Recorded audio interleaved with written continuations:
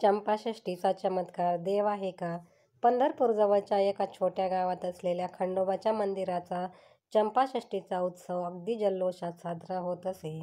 गावातील लोकांसाठी हा फक्त उत्सव नव्हता, हा होता त्यांच्या श्रद्धेचा कळस. मंदिरात रोज हजारो लोक दर्शनाला येत, पण चंपाषष्ठीला तिथे अवर्णनीय गर्दी होत असे. याच गावात राहत असलेल्या रमेश पाटलांच्या मनात मात्र देवाबद्दल अनेक प्रश्न होते. रमेश एक तर्कशुद्ध विचार करणारा, शिक्षणाने इंजिनियर होता. तो म्हणायचा, देव आहे का? हे सर्व चमत्कार खरे आहेत का? की लोकांचा अंधविश्वास? त्याच्या कुटुंबातील लोक खंडोबाचे परमभक्त होते, पण रमेशचा दृष्टिकोन मात्र वेगळा होता. त्या वर्षी चंपाषष्ठीची तयारी जोरात सुरू होती. सगळीकडे रंगबिरंगी रोषणाई, धुपांचा सुगंध आणि खंडोबाचे जयघोष ऐकू येत होते.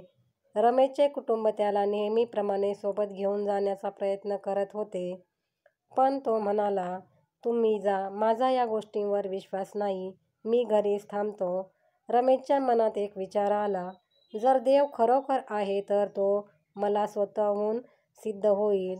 त्याच्या बोलण्यावर घरच्यांनी नाराजी व्यक्त केली, पण काही म्हणा, रमेश ठाम होता. त्या रात्री रमेश एकटाच घरी होता. बाहेरून गावातल्या उत्सवाचा आवाज ऐकू येत होते. झोपेच्या आधी त्याने नेहमीप्रमाणे पुस्तक वाचायला घेतले, पण काही वेळाने अचानक एक विचित्र गोष्ट घडली. घरातल्या एका कोपऱ्यातून मंद सुवासिक वास येऊ लागला. रमेशने समजून घ्यायचा प्रयत्न केला, पण त्याला काहीतरी अद्भुत वाटत होते. तेवढ्यात त्याला खंडोबाच्या मूर्तीचा प्रकाश अचानक घरात दिसला.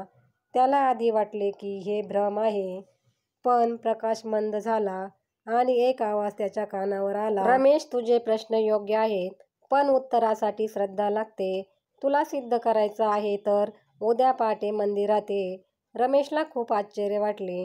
त्याला वाटले, हे मी स्वप्नात पाहतोय की खरोखर घडतंय? त्याला झोप लागली नाही. सकाळी रमेश उत्सुकतेने मंदिरात पोहोचला. तिथे नेहमीच्या श्रद्धाळू भक्तांच्या शेजारी तो उभा राहिला. त्याचा चेहरा गोंधळलेला होता, पण मनात कुठेतरी एका उत्तराची अपेक्षा होती.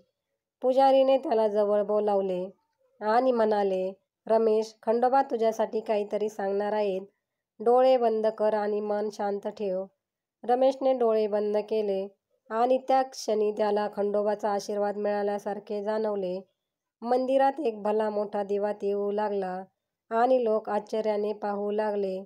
रमेशने डोळे उघडले आणि त्या तेजस्वी प्रकाशातून त्याला एक सुस्पष्ट संदेश मिळाला. श्रद्धा म्हणजे फक्त अंधविश्वास नाही, ती एक मार्गदर्शक शक्ती आहे. देव आहे, पण त्याला जाणण्यासाठी विश्वासाची गरज आहे. त्या दिवशीपासून रमेशच्या जीवनात मोठा बदल झाला. त्याला देवाच्या अस्तित्वाचा आणि चमत्काराचा अर्थ उमगला. तो म्हणायचा, देव फक्त मंदिरात नाही, ते आपल्या कर्मात, विचारात आणि सकारात्मक आहेत. गावात त्याची कथा ऐकल्यावर अनेकांना प्रेरणा मिळाली. तो आता श्रद्धा आणि विज्ञानाचा योग्य समन्वय मानणारा बनला. चंपाषष्ठीचा चमत्कार त्याच्यासाठी एक नवीन जीवनाचा आरंभ झाला. कथा इतकीच सांगते की देवाचा शोध घ्यायचा तर फक्त बाहेर शोधू नका, मनात आणि कर्मात त्याला अनुभवा. रमेशच्या अनुभवाने हे दाखवले की श्रद्धा आणि तर्क एकत्र आल्यास जीवनात नवे मार्ग उघडू शकतात. अशा चमत्कारांनी आपल्याला शिकवण मिळते की देव हा असतो, पण तो अनुभवायची प्रत्येकाची पद्धत मात्र वेगवेगळी असते. श्री स्वामी समर्थ. कथा आवडल्यास लाईक आणि सबस्क्राईब करा.